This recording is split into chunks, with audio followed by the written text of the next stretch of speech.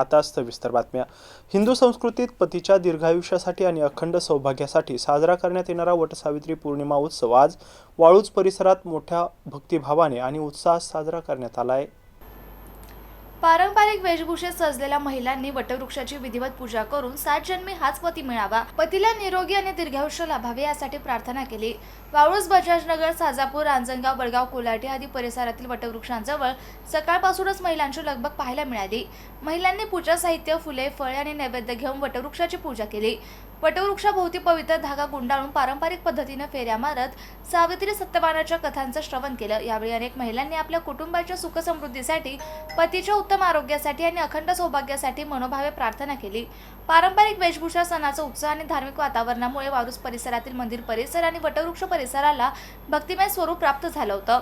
वटसावित्री पौर्णिमा हा सण भारतीय संस्कृतीतील पती पत्नीच्या नात्यातील विश्वास, प्रेम आणि समर्पणाचं प्रतीक मानला जातो। त्यामुळे दरवर्षीप्रमाणे यंदाही महिलांनी मोठ्या श्रद्धेने आणि उत्साहाने हा सण साजरा करून आपल्या परंपरा जपल्याचं चित्र वाळूज परिसरात पाहायला मिळालं।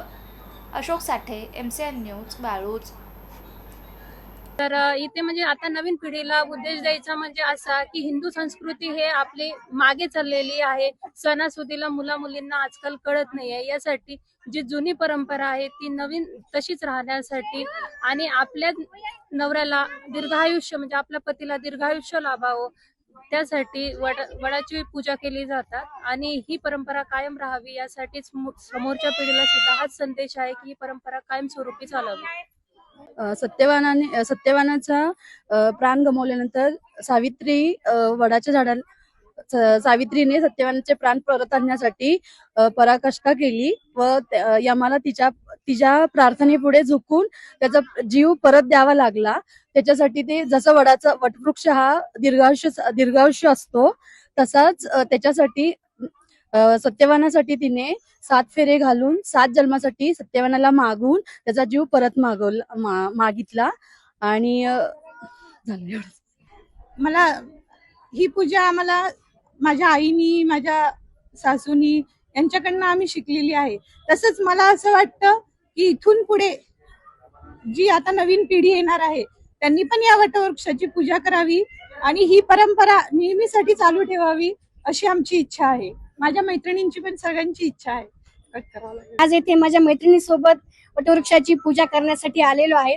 आता वटवृक्षाची पूजा का करतात हे तर सगळ्यांनाच माहिती आहे, पण आज वटवृक्षाची पूजा करताना मला व माझ्या मैत्रिणींना एक प्रश्न पडला की बाबा काही नवीन महिलांना प्रश्न पडतो की वटवृक्षाला तर जायचं आहे पण मग झाड कुठे आपण शोधणार किंवा काय करणार।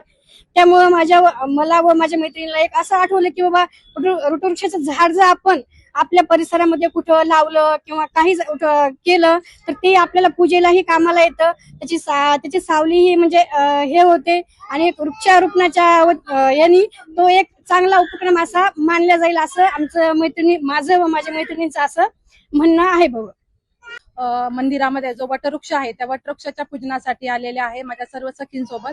तर वटवृक्षाची पूजा आपण जे आपल्या पारंपरिक पद्धतीने आपण आतापर्यंत करत आलेलो आहे, पण त्यामागे एक आख्यायिका असं आहे की ज्या वेळेला सत्यवानाच्या झाडावरून पडून प्राण गेले होते त्यावेळेला सावित्रीनी त्यांच्यासाठी तपश्चर्या केली की माझ्या पतीचे प्राण गेले तर माझा पती मला हवा आहे आणि त्यासाठी तिने तपश्चर्या केली। त्या तपश्चर्यातून तो पती तिला परत ब्रह्मदेवानी परत दिला। पण त्याच वेळेला की तेव्हापासून अशी सुरुवात झालेली आहे की प्रत्येक महिला या आपल्या पतीच्या आयुष्यासाठी व उत्तम आरोग्यासाठी वडाची पूजा करतात व वडाला हे मागणं करतात की मला जन्मोजन्मी हाच पती मला मिळू दे। त्यामागे त्यांचा असा उद्देश असतो की आपल्या पतीचं एक आरोग्य चांगलं राहावं, आपल्या पतीचं आरोग्य व्यवस्थित राहावं ही त्यामागे एक इच्छा असते। धन्यवाद।